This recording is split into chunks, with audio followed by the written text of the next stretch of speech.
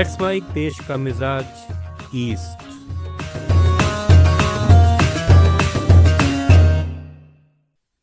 यह है let's mic more than radio. आप सुन रहे हैं पूर्वी भारत की खबरें। बिहार में बसों के किराए में 10 से 15% तक की बढ़ोतरी की गई है। बढ़ा हुआ किराया 1 जून से लागू होगा। परिवहन विभाग ने इसकी अधिसूचना जारी कर दी गई है।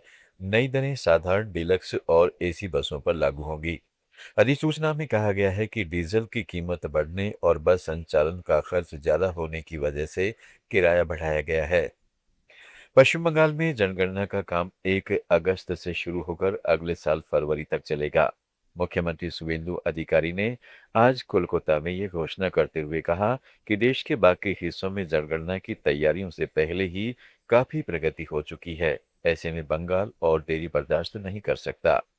the census 2027 আমি আপনাদের মাধ্যমে সবাইকে অনুরোধ করব যে এই যে প্রক্রিয়া চলবে আমাদের 1 আগস্ট থেকে ফেব্রুয়ারির এন্ডের মিডনাইট অবধি, এই পুরো প্রক্রিয়াতে সবাই মিলে এটাতে অংশগ্রহণ করবেন, কোঅপারেশন করবেন। पश्चिम बंगाल चुनाव में शिकस्त झेलने के बाद ममता बनर्जी फिर से सड़क पर उतरने जा रही है। तृणमूल कांग्रेस विधानसभा चुनाव के बाद राज्य में हो रही हिंसक घटनाओं के विरोध में एक प्रोटेस्ट करेगी। पार्टी ने बताया है कि विरोध प्रदर्शन 2 जून को होगा। हालांकि अभी तक पुलिस की अनुमति प्राप्त नहीं हुई है।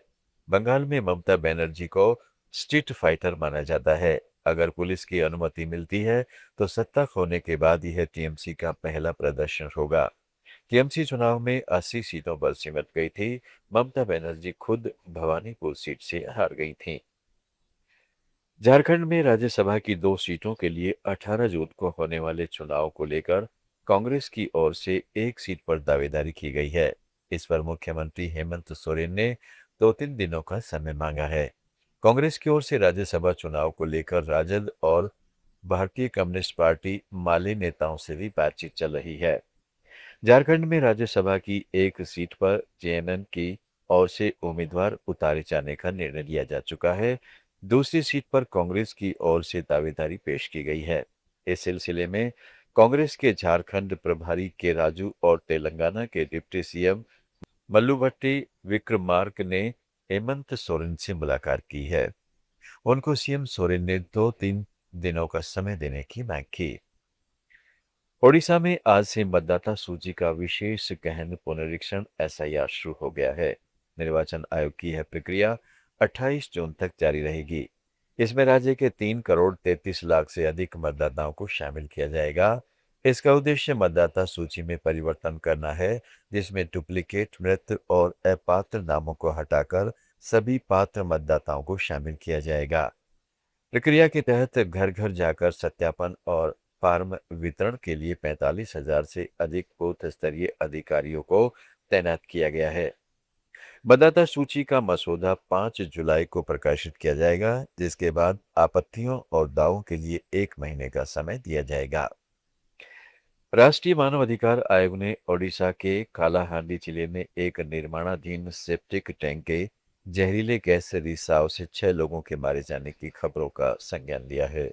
आयोग ने ओडिशा के मुख्य सचिव और कालाहांडी के पुलिस अधीक्षक को नोटिस जारी कर 2 सप्ताह में विस्तृत रिपोर्ट मांगी है। यह घटना इस महीने की 26 तारीख को हुई थी। आईपीएल 2026 में वैभव सूर्यवंशी के शानदार प्रदर्शन पर जेडीयू सांसद संजय झा ने आज पटना में कहा, वह बिहार का बेटा है। मैंने कल मैच देखा।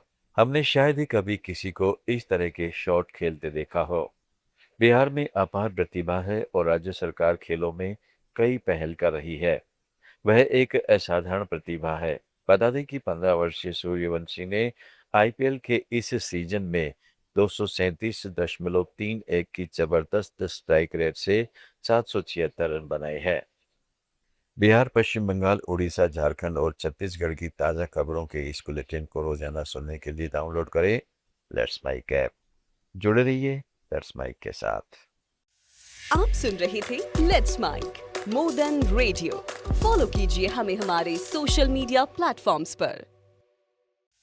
आप सुन रहे थे let's mic more than radio.